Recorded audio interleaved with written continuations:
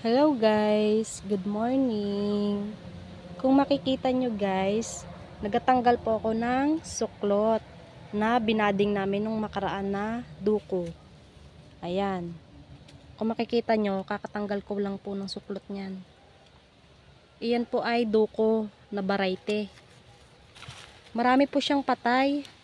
Gawa ng tag-ulan po kasi ngayon. Yung iba po ay nagkaamag po. Yan yung may mga suklot mo nagkaamag. Ayan, tulad po nito. May amag, inamag na po yan. Ganyan po nangyayari kapag tag-ulan.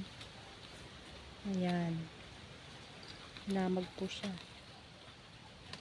Kaya po siya namatay. Mahirap po talaga magbading kapag tag-ulan. Ang kalaban mo po talaga ay amag.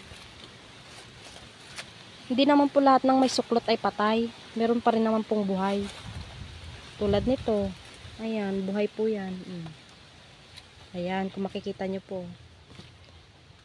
Pag lumaki po yan, magkakadahon na.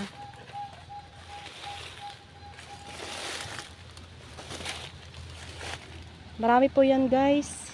Duko po yan. Ayun pa po yung iba. Yung iba po may bubong pa.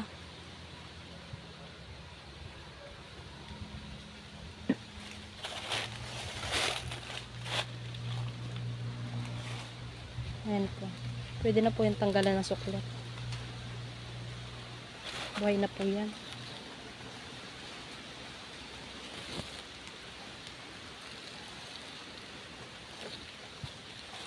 Ayan. Mga buhay na po yan.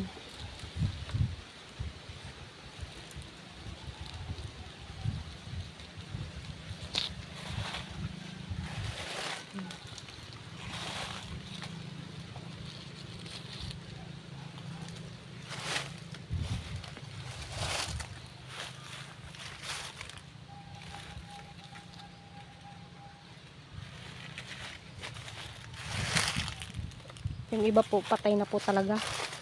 Inamag na. Ayan po guys, oh, inamag oh. Yung isa po buhay.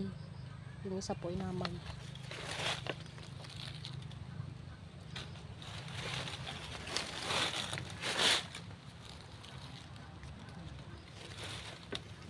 Iyang pong lansones, kapag ibinabading, isang buwan po yan bago mabuhay.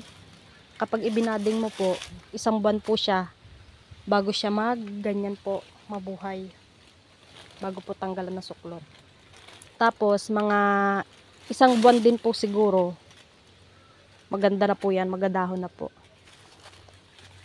Magiging ganyan na po yan. Kapag naglaki na po yung dahon niya. Mga 2 months na po to pag ganito kaganda. Ayan.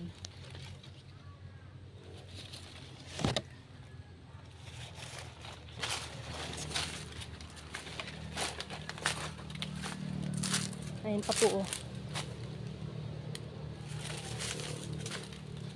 Ayan. Duko po yan guys ha. Lansones po duko. Ayan, tulad po ng sinabi ko kanina, yung iba po, inamag nga po, yung ibang suklot, patay na. Ang iba po ay buhay naman po. Buhay pa rin. Ayan. Ayan. Muntik lang inamag oh. Buhay pa naman. Ayan, buhay yan.